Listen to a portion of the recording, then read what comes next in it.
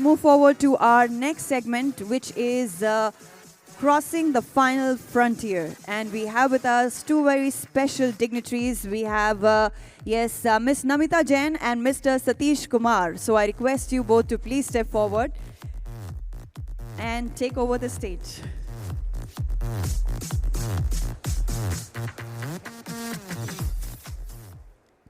Hi, good afternoon, everyone. It's an honor to be here and a special privilege to have Satheesh Kumar Paddolker, who's the co-founder and CEO of Kratos Innovations. Kratos is a blockchain company headquartered in Singapore as Pusant Blocktech with its Center of Excellence in Hyderabad. We're today here talking about Web 2.5 crossing over to Web 3. Both are new terms.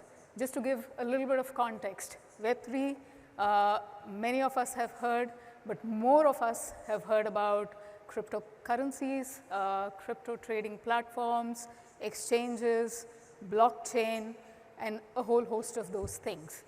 Web 3 seems to be bringing all of them together with the platform being on blockchain.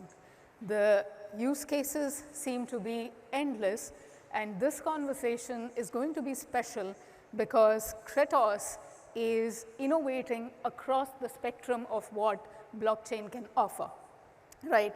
Just to give you some stats before we get into this conversation, about 30 billion worth of VC investments have gone into blockchain-related funding in the last year. And that is a 15x jump from just about 5 years back. This was an analysis done by NASSCOM in a research report that we published recently on Web3 and the startup landscape in India. India itself has done fantastically well, about 450 startups in this space and 1.3 billion in investments. It's one of those areas where the startups are leading, showing the way. So it's very, very interesting space, evolving, very nascent, but evolving very rapidly. So Satheesh, I know we have to, within 15-20 minutes, talk everything from Web 2.0 moving to 2.5 to 3. But I want to start with your journey. Okay. You know, you've had a fantastic background from software development to, I very recently learned, getting inside the mines in Africa, and now being a co-founder of a blockchain entity. Great, thanks for that. Namaskar from Hyderabad. I'm also from Hyderabad here, headquartered in Singapore, but COE is based in Hyderabad. So it's a good opportunity that I get an opportunity to talk to you. So we are NASSCOM incubated company. Kratos India is NASSCOM incubated. To answer Namita's question, I've been in Singapore for past 20 years. As she said, I headed a center of excellence for a mining company, world's second largest mining company, where we were supporting mines based on Mongolia, Africa. It's a follow the sun model basically, starting from Brisbane, then come back to Mongolia, Singapore. No mines in Singapore obviously, but that's ID center. Then we would support Salt Lake City. But the journey coming from a mining company, data management, extreme data management, for example, we would know where the gold is, for example, right? So they've done all my criminal checks or background checks before they give access to me data. I think I've proven them correct. I built the center of excellence, handed over to Accenture before I came out on my own. Started Kratos in 2016, just within 2 weeks of me leaving the world's second largest mining company. So the journey has been so great, I would say, because that's the way looking at from the corporate side, when you come out to the startups. Couple of things happen, right? The first thing that happens is you won't get salary on 30th of every month, right? So that's the first thing. Everybody should be prepared. If anybody says, I want to start up, be prepared now to see the revenues. We were pre-revenue for about almost 18 months. And blockchain happened by accident. I was managing a lot of data, mining data, I would say. And when I started Kratos Innovation Labs, I was just going to a place called Block 27 in Singapore. It's called like Silicon Valley. Just watching people, and then people talking about Bitcoin, the cryptocurrency. So I happened to ask for a lot of definitions about what is blockchain. I would get about 10 to 15 definitions, which is not accurate, obviously. So I got myself admitted into MIT first batch pass out on fintech specialization. And then one of the things that were taught by our professor Alex Pentland is that not to gamble in cryptocurrency. Now that's first thing, a lot of people, if they don't understand cryptocurrency, don't get into that. Just because somebody says, okay, the coin is going up, no point with that. So I think in Kratos, we start applying the underlying technology, which is a blockchain tech, to solve problems in trade finance first. We were profiled by Economic Times as top 50 hot startups in 2016. And then we said, how could we start applying this blockchain into a non-trusting environment? So the way we define non-trusting environment, if you look at food supply chain, if somebody says this is organic produce, right, today we're going to pay 2x more, but we're not sure whether it's organic or not. So that's where we tried solving problems on the ground and said, let's start using blockchain to create trust among non-trusting parties, to your farmers, distributors, consumers, and so many parties out there. That's how the journey started, I would say. Very interesting. So from 2016 to 2022, just 6 years, and I think you've built a formidable portfolio. You have a portfolio which is originally based on an R3 Corda-based blockchain platform, which is Foodlens, which is literally a farm-to-market platform, ensures transparency, ensures provenance, ensures financing transparency. You've got something called Insta supply chain financing, which takes care of trade financing and makes it transparent again. There is something called Planet G that you started, which is smart waste management, again on blockchain. There is something called Trust Certs, which is a trusted certification platform, and probably many more in the pipeline. Absolutely. But help us understand, this is a fantastic example. What we've seen in the current Web3 landscape is that there's a lot of focus on NFTs. There's a lot of focus on B2B token-based models. It's interesting and it's good because it's not cryptocurrency focused. It's something moving beyond the focus and the hype and also the volatility that this one particular cryptocurrency related thing has created. But people are beginning to see the advantages of something that is based on blockchain. So help us understand why the diversified portfolio, what went behind the thinking here, why did you delve into multiple areas and how do they seem to connect to take what we have currently to a Web3 environment? Okay, that's a good one. I think what Namita is basically looking at a lot of Web3 companies that are selling, the AI pictures in the form of NFTs, right? They create a big hype, pumped up the market, they dumped it now. So we have Justin Bieber buying an NFT for $1.3 million. Today it's probably worth $65,000, right? You should look at how things went on. But I think the main use of any technology, the blockchain is super hyped. We had Mr. Prime Minister coming to Singapore 3 years before, and he was making a statement.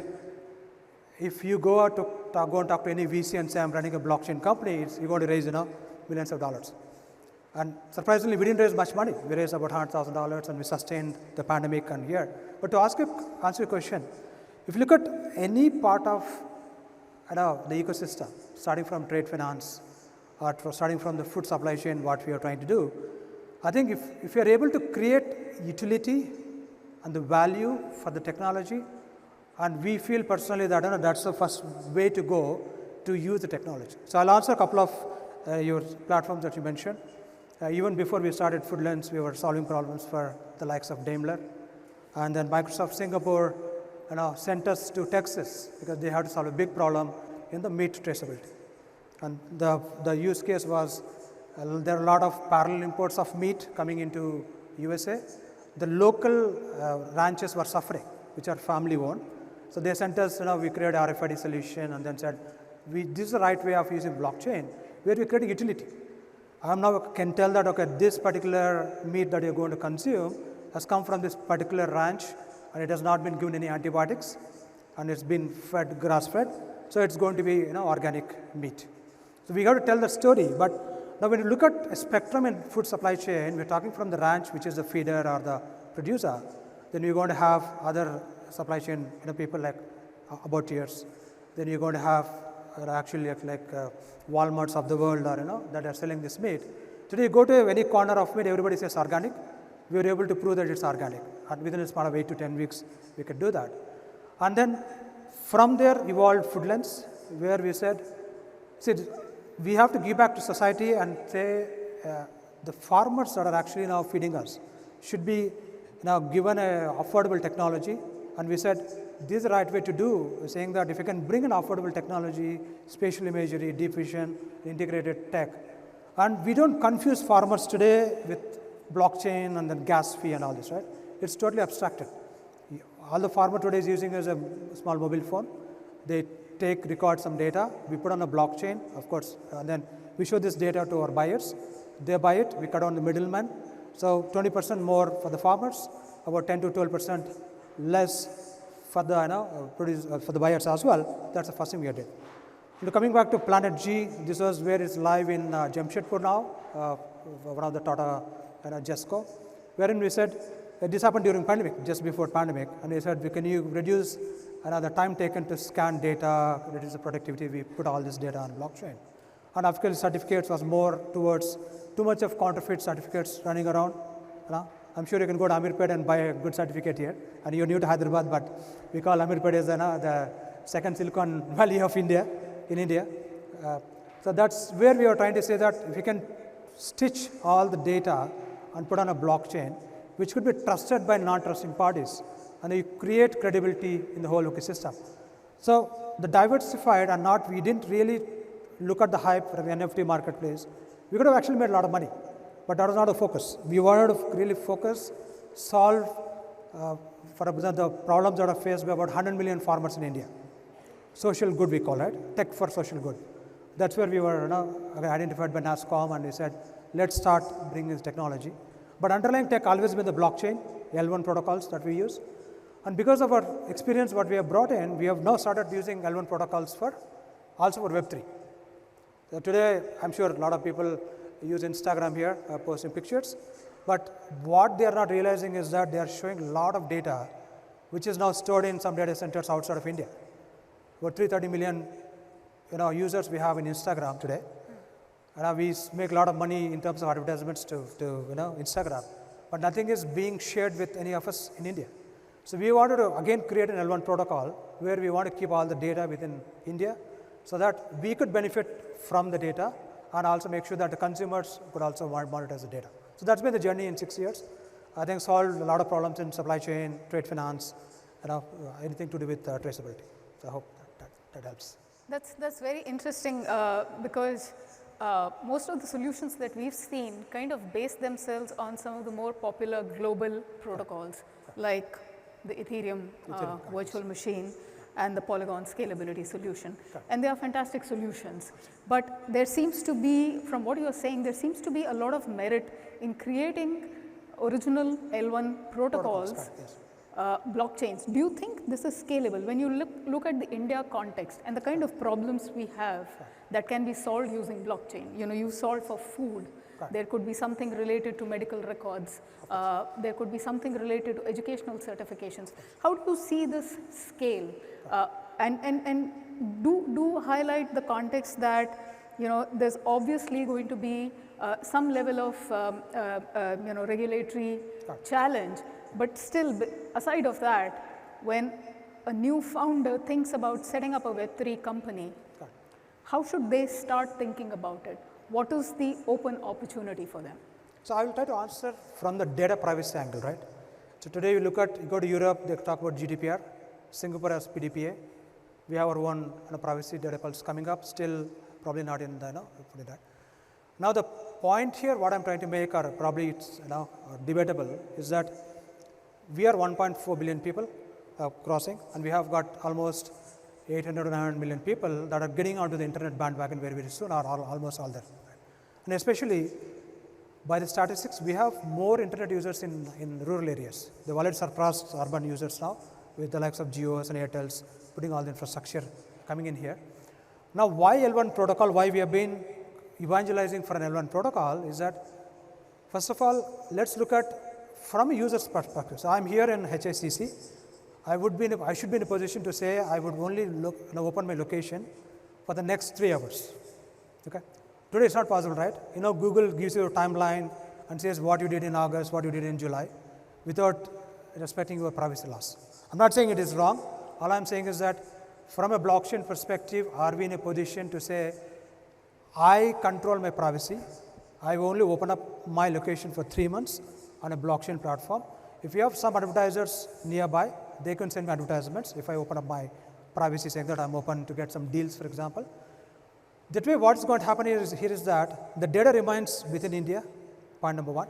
Second thing is I'm only opening up data on a timely basis when I need to access some services, point number two. Third thing is that how do you monetize the data? Now, when you say monetizing the data here, today you go to Instagram. Again, I'm not against Instagram. I mean, I'm sure a lot of people use it and love it, and they've solved this problem 6 to 8 years before. So you go to a restaurant here, take a picture of your nice cake, velvet cake, and red velvet cake. You're going to put it on the Instagram, and scientifically, the likes and comments you get is actually increasing your dopamine. That's the pleasure hormone, what we call. So most of social medias thrive on that. Now we have to move from this social media web 2.0 or 2.5s to 3.0, where I clearly say I would want to publish my photo. If I publish my photo and if anybody makes money out of this, I should have some share of it, because I'm giving my data, my pictures, all other data parameters. If I can monetize that, and if the data could be packed within India, I think that's where we're going to have a lot of content monetization happening here, and a lot of growth for the other startups also. It's a huge market, but a lot of people get trouble with Facebooks of the world, and you're saying that they have solved good things in Web 2.0. Web 3.0 is all about privacy. It's all about being anonymous. It's all about being decentralized. I think that's where there's a lot of scope for startups in India to start off on Web 3 space. That's very encouraging words, Satheesh. So now a difficult question. Sure. What were your biggest challenges, and where do you see challenges come as newer startups come up? Okay, I founded the company in 2016, right? I stayed out of a corporate. I probably had a couple of $100,000 in my bank account, right? Because I come from corporate. So one of the biggest mistakes what I did was, we didn't start planning for the revenues. For almost 18 months, we were pre-revenue. That also meant that all my bank savings became zero. By the time we really came. So now what happens, right? You can't go back to corporate. I mean, I could have gone back. I had an offer from Cargill of the world, but we said, okay, I turned 40, I'm 46 now. I said, what I will do, if I turn 50 and look back and say, should I have done the startup at 40s? I think I took a good decision. I said, okay, let's start it. We ran out of money. I said, well, let's come back to India. We moved here. I'm shuttling between Hyderabad and India. The first thing what I would normally share with people that are trying to see, get into startups, see, being a startup is not a fancy word. It's for the men, not for the boys. That's what I would say. Again, no offense to anybody here.